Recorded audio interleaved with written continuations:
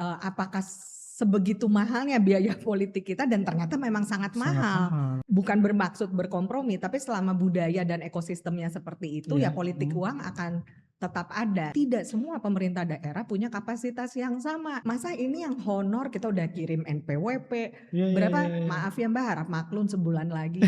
Yang nggak melulu soal pajak, nanti kejadiannya kayak Pati. Yang akhirnya ketangkap juga.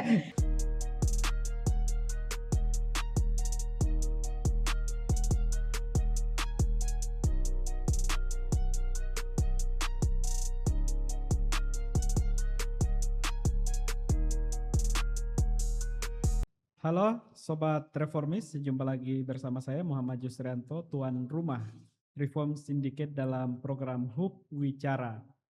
Kali ini kita akan membahas terkait dengan efisiensi dan efektivitas yang dilakukan oleh pemerintahan Prabowo Gibran, sehingga ada pemangkasan anggaran untuk kementerian dan transfer ke daerah.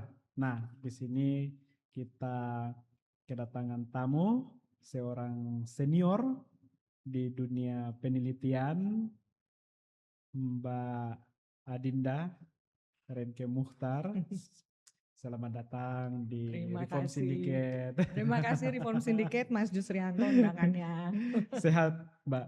Alhamdulillah sehat. Alhamdulillah. Jadi kali ini kita akan membahas soal bagaimana tata kelola pemerintah daerah supaya bisa lebih produktif, kreatif, dan pemangkasan atau efisiensi dana dari pusat ke daerah itu tidak berpengaruh pada perekonomian.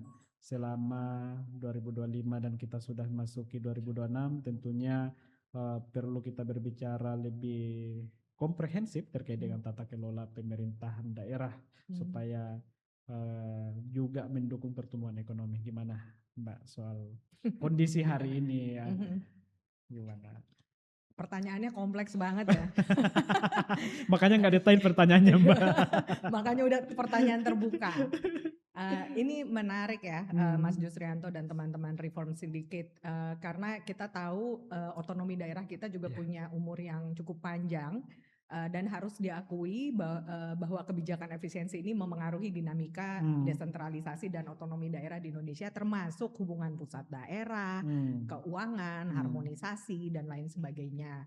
Kalau kita mendengar atau pernah mengikuti beberapa waktu lalu kan kepala daerah juga berteriak ya, karena kebijakan efisiensi ini sangat memengaruhi dinamika mereka juga ketika beroperasi di daerah.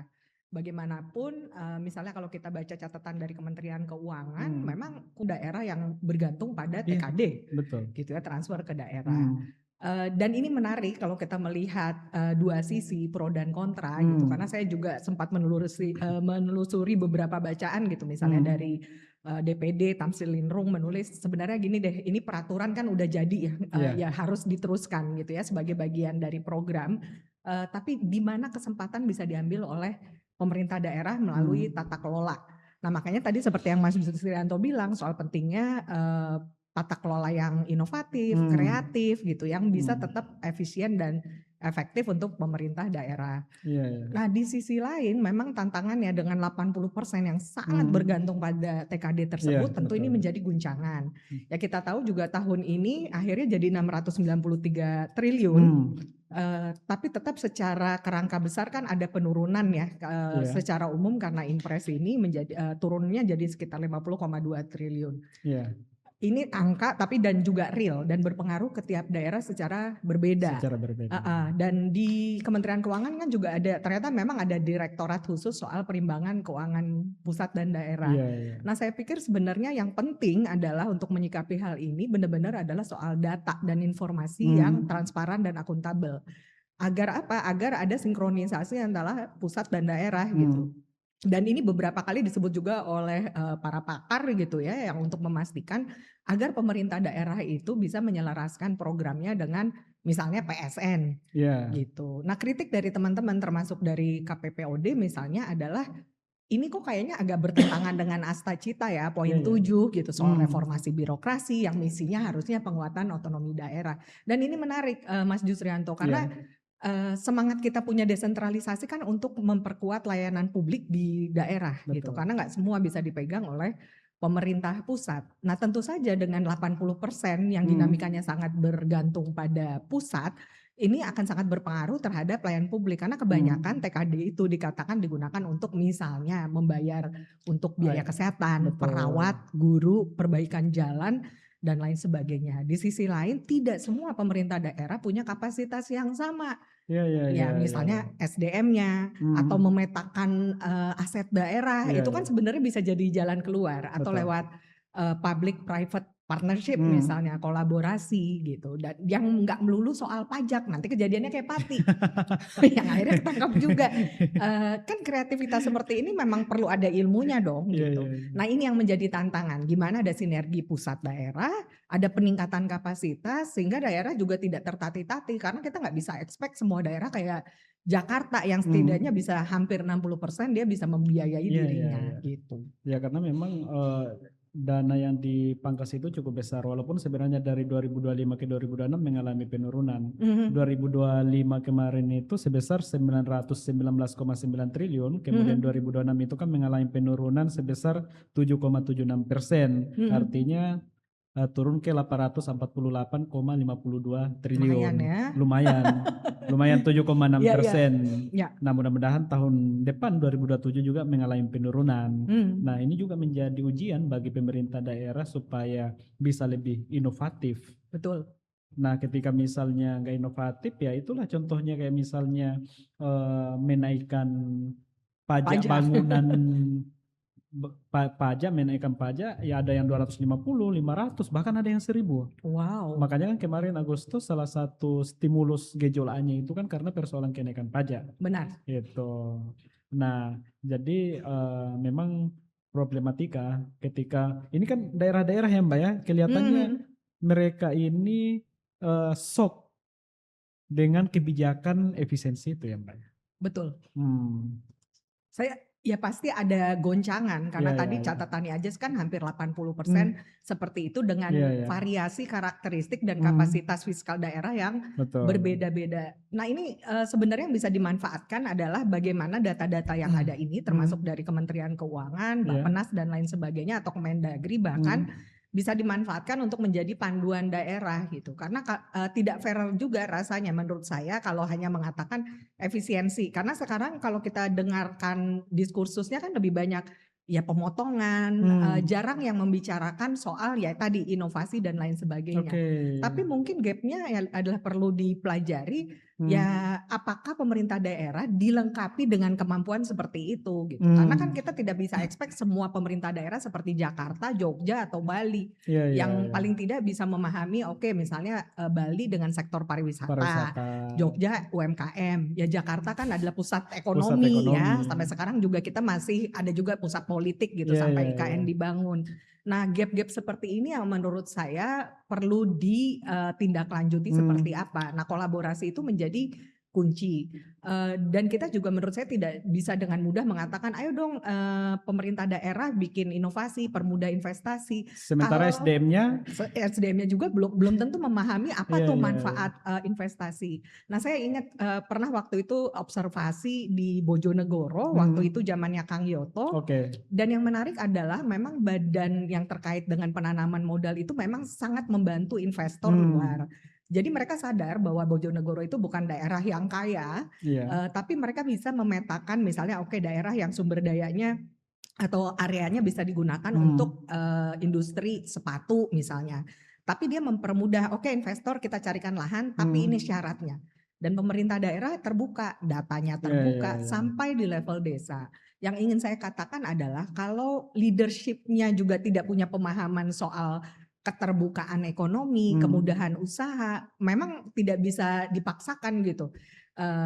Tidak bisa dipaksakan mereka bisa memberikan lingkungan yang kondusif untuk investor. Atau yang memang sebenarnya ada daerah yang bagus nih, kita kan lagi demen pariwisata ya di mana-mana.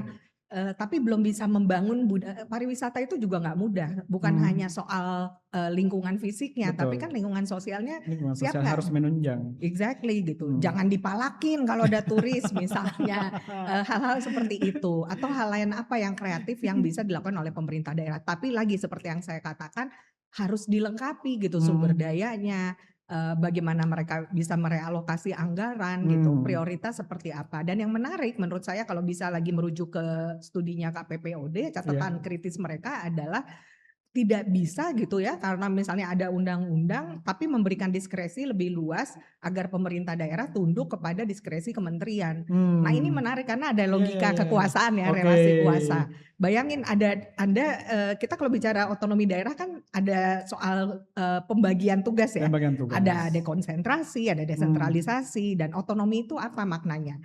Gimana disuruh mandiri ada tapi nggak ada dananya. Ada distribusi kekuasaan yang mereka bisa lebih leluasa untuk mengelolanya. Dan menurut saya inilah transparansi dan akuntabilitas menjadi penting gitu. Kalau di Astacita ada, seharusnya itu konsisten dong.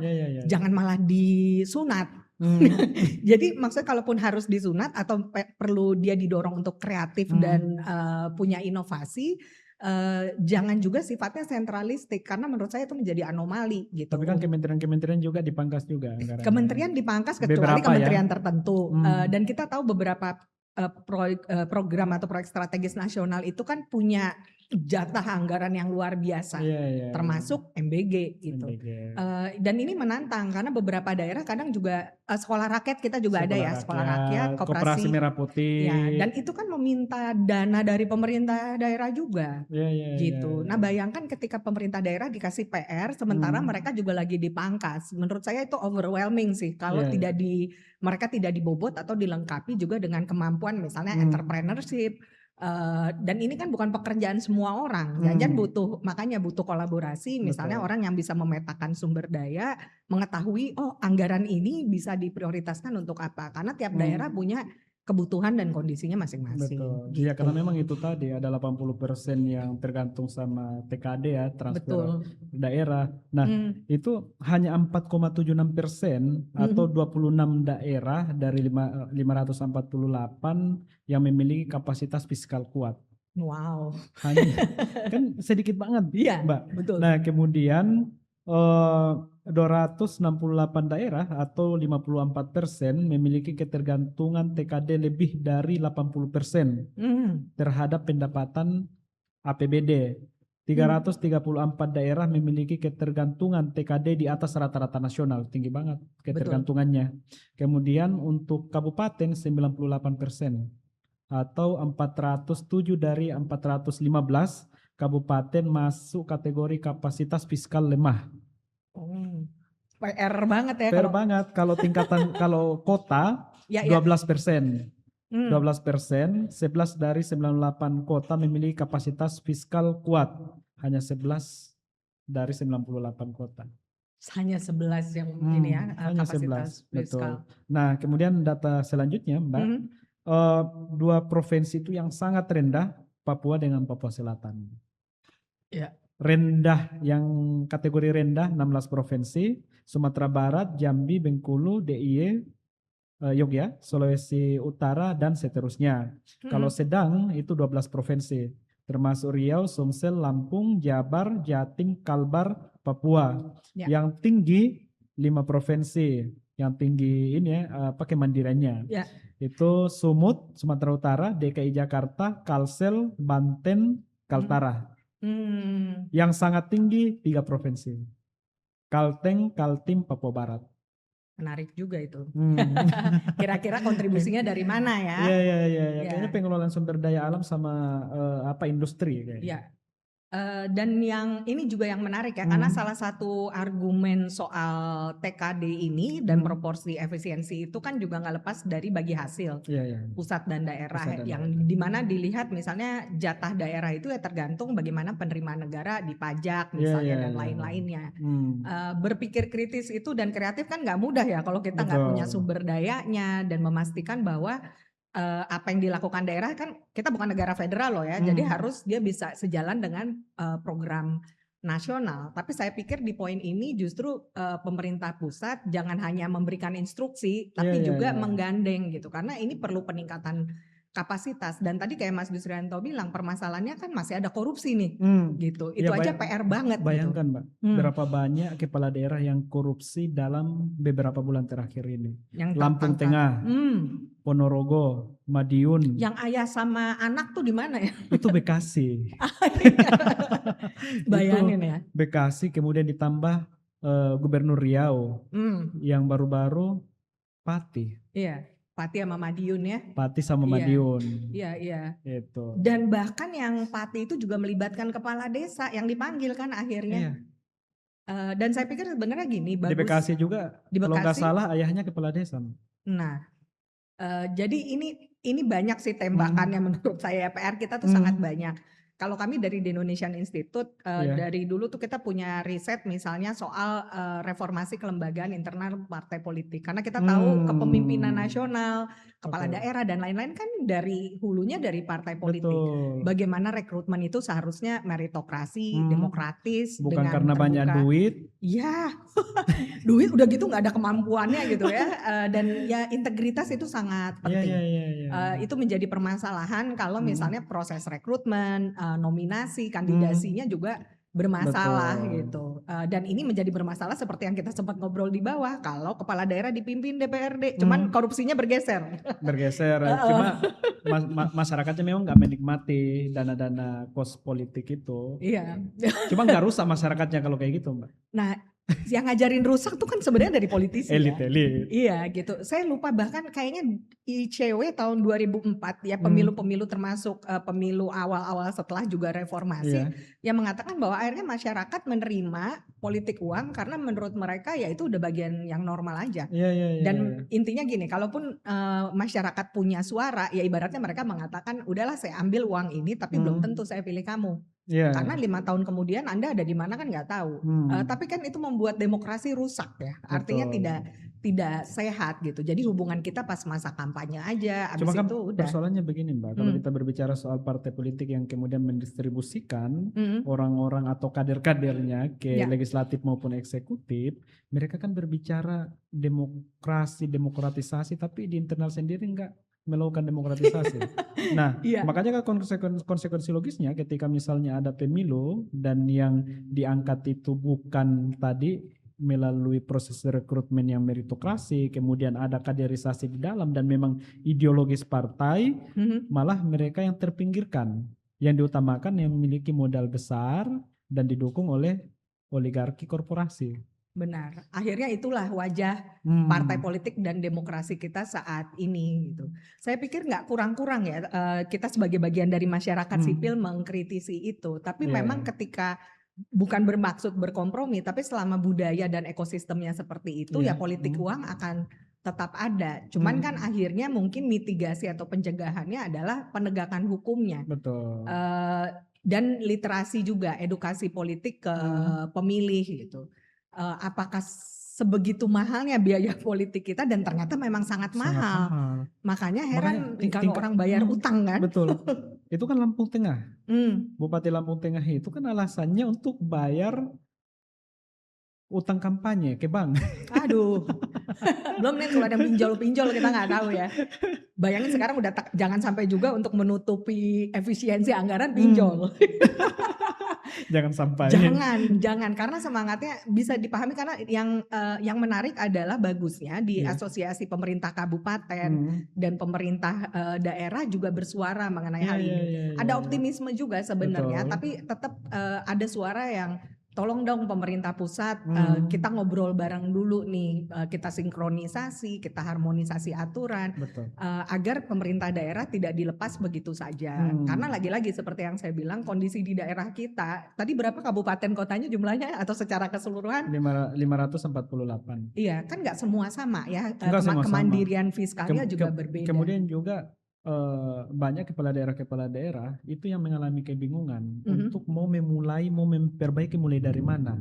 Kenapa? Karena banyak daerah-daerah yang secara kompleksitas problematika itu menumpuk, Ya. jadinya memulainya dari mana bingung, kemudian ada pemangkasan anggaran. Walaupun sebenarnya efisiensi itu kan untuk menguji kepala daerah, untuk menguji lembaga-lembaga di tingkatan pusat, untuk bagaimana supaya nggak ada markup lah, kemudian Betul. efisiensi birokrasi, Berbasis kinerja. berbasis Ya. kinerja, inovasi, apalagi kan sekarang udah bagaimana birokrasi berbasis digital misalnya yang lebih efisiensi gitu. Jadi saya lihatnya sih banyak daerah-daerah itu yang mengalami kebingungan mau ngapain nih. Nah, di poin itu saya mengatakan pentingnya kolaborasi. Hmm, Sebenarnya Bank Dunia itu juga punya konsep yang oke. namanya doing development differently. Artinya kita Hmm, melakukan pembangunan secara berbeda. Jadi nggak lagi modelnya tergantung bantuan luar. oke. Kalaupun ada bantuan, yang menyelesaikan masalah itu harus orang lokalnya. Hmm, Misalnya nih, tadi kan Mas Yusrianto bilang pemerintah daerah tuh bingung mau mulai dari mana. Tapi kita juga ingat bahwa di daerah kan ada masyarakat sipil juga, ada iya iya iya kampus. iya. Nah sebenarnya semangatnya adalah bersinergi pentahelixnya, Iya idealnya iya iya. pentahelixnya. Artinya ada sektor swasta, non Hmm, pemerintah dilibatkan termasuk masyarakat sipil. hmm, Kampus itu biasa punya pusat studi, punya oke. jurusan-jurusan yang mereka bisa melakukan studi-studi dan Hmm, kalau memang memungkinkan ada anggaran untuk swakelola, iya ya iya. sebenarnya kampus bisa dilibatkan. Karena mereka orang lokal yang tahu masalah lokalnya apa nih. Hmm, Nanti diselesaikan juga oleh orang lokal. Bahwa perlu kolaborasi dengan pihak swasta, dengan aktor dari pusat atau bahkan dari luar, yaitu dilihat mekanismenya seperti apa. Nah pertanyaannya adalah apakah lingkungan yang ada sudah cukup kondusif untuk hmm, memanfaatkan swakelola. iya iya iya. Maaf ya, orang kalau bilang swakelola nanti misalnya duitnya 250 juta, yang ngerjain cuma dapat 80 juta. Itu kan disinsentif. Iya iya iya. Padahal ya perlakukan aja dengan transparan, akuntabel, karena mungkin Mas Yusrianto juga tahu kita penelitian nggak mungkin 80 juta kalau mau turun ke lapangan Oh segala nggak macam, bisa. Apalagi 4 bulan nggak geografinya mungkin. yang susah dijangkau. Exactly gitu. Jadi menurut saya transparansi dan akuntabilitas itu sangat penting. Hmm, Nah misalnya sama lagi nih kita mengetahui sekarang ada tantangan dengan KUHP dan KUHP yang baru. hmm, Bayangin misalnya ada kampus yang kritis punya suara nih, ayo dong kita misalnya mengkritisi industri tambang, iya iya industri iya. apa, tapi ditangkep misalnya. Itu Hmm, kan artinya ada kebebasan akademik yang terancam. hmm. Orang yang bisa berkontribusi malah Nah dikriminalisasi. itulah yang jadi persoalannya Mbak. Benar dan Kepala daerah yang agak ini ya dalam tanda kutip ketika misalnya dikritisi malah feedback yang mereka lakukan kriminalisasi. iya. Terlibatlah institusi kepolisian ini. Akhirnya Jadi sumber daya itu menurut saya jadi wasted sih. iya iya. Orang bedakan, lagi-lagi ini kita juga perlu belajar, Hmm, bedakan kritik sama fitnah dong. iya iya Gitu. iya. Kalau Anda jadi pejabat publik memang harus terima masukan Hmm, itu. Ya makanya diajak ngobrol gitu. Dan sekarang kan kalau efisiensi bisa dong Zoom aja. iya iya Misalnya iya kalau nggak iya. mau ada konsumsi teh apa uang transport bisa. Saya pikir juga teman-teman di masyarakat sipil dan kampus juga more than happy karena itu Hmm, bisa menjadi bagian untuk advokasi mereka. Tapi hmm, bayangkan kalau pintu pembuatan kebijakan didominasi oleh ya ini gengnya dia nih, hmm, oligarknya. Ya gimana yang lain bisa bersuara, yang bersuara kritis malah diintimidasi. iya Dan iya itu iya. dari riset di Indonesian Institute juga kita punya catatan seperti itu. Hmm, Dan artinya kebebasan akademik juga jadi terancam, hmm, kebebasan berpendapat, berekspresi, karena kecenderungannya seperti itu. Gimana kita bisa membangun negara hmm. bareng dari daerah termasuk kalau di level daerah aja kita dikriminalisasi Iya, iya, iya, gitu. iya. Dan itu memang banyak yang terjadi seperti itu. Khususnya misalnya di daerah-daerah yang kemudian secara apa, secara dunia pendidikannya belum maju, Mhm. tetapi ketika misalnya ada gerakan untuk mengkritisi, memberikan masukan, oh malah, oh ini kayaknya nggak sepakat dengan saya. Ini kayaknya Mhm. apa orang-orang ini nggak suka. Mereka udah bicara soal like and dislike. Ya, itu yang Jadi, parah, jadi subjektif sekali. betul, jadi nggak ada diskursus di situ. Benar, Padahal kan sebenarnya pemerintah ini semestinya melakukan diskursus supaya menemukan solusi yang pantas bersama dengan masyarakat sipil atau betul. dunia kampus. Kayaknya nih Gitu. PR-nya mentalitasnya harus diperbaiki ya. Mentalitasnya. Nah, Iya. tapi kan lagi-lagi Mhm. bicara soal mentalitas ya Mbak ya. Mhm. Kepala daerah ini kan produksi hasil produksi dari proses demokrasi yang kita anut hari ini, itu pemilihan Betul. langsung misalnya yang membutuhkan anggaran yang luar biasa banyaknya. Pemilihan bupati, wali kota itu bisa puluhan M, bahkan ada yang ratusan M. Itu uang Gubernur, semuanya. nah mentalitas itulah yang Hmm. kemudian saya kira itu yang mempengaruhi mentalitasnya ketika misalnya jadi ya gimana untuk mengembalikan modal. Jadi sibuknya untuk mengembalikan Untuk modal. mengembalikan modal ini udah efisiensi, kemudian gimana nih untuk mengembalikan modal, jadinya nggak terkonsentrasi, nggak fokus untuk berbuat yang lebih baik untuk masyarakat. Iya, dan kita tahu kayaknya ada kasus, saya lupa dari daerah mana, di mana uangnya malah diputer di akunnya dia sendiri, akun banknya dia sendiri.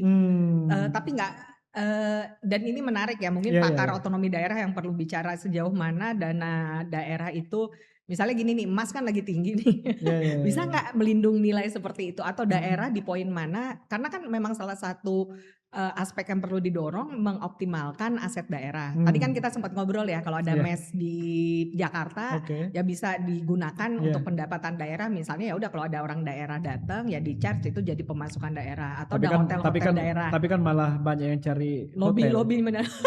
Malah jadi cari hotel karena emang nyaman juga kali ya. Iya. Cuma memang lagi lesu bagi itu anggota DPR ataupun dari daerah hari ini ketika misalnya mereka masuk ke Jakarta untuk melakukan perjalanan dinas sudah nggak seperti biasanya. Tetapi saya kira itu positif sebenarnya. Ya hal itu justru pemangkasan, makanya ini bagusnya kalau menurut saya makanya perlu dilihat di banyak sisi ya, karena kalau misalnya kita melihat kayak yang kita sempat bicarain tadi deh soal ngabisin anggaran di bulan Desember, bangun apa-apa di bulan Desember, itu kan berarti sebenarnya tata kelola anggarannya bermasalah dong. Bayangkan kalau saya membandingkan kita aja nih dengan masyarakat sipil. Masyarakat sipil itu uang nggak gampang, tapi ketika kita punya uang kita tuh langsung spending karena kita tahu apa yang mau dikerjakan. Bahkan dengan jumlah yang kurang dari 10 gitu ya. Tapi pemerintah dengan sumber daya yang wow, uang pajak dari kita lama banget. Misalnya kita dapat honor nih, mungkin Mas Jusrianto pernah ngalamin nih. Dapat honor dari satu lembaga tapi 3 bulan kemudian. Pertanyaannya, itu 3 bulan itu pas tuh bikin acara tornya gimana, approvalnya kan harusnya itu sudah advance.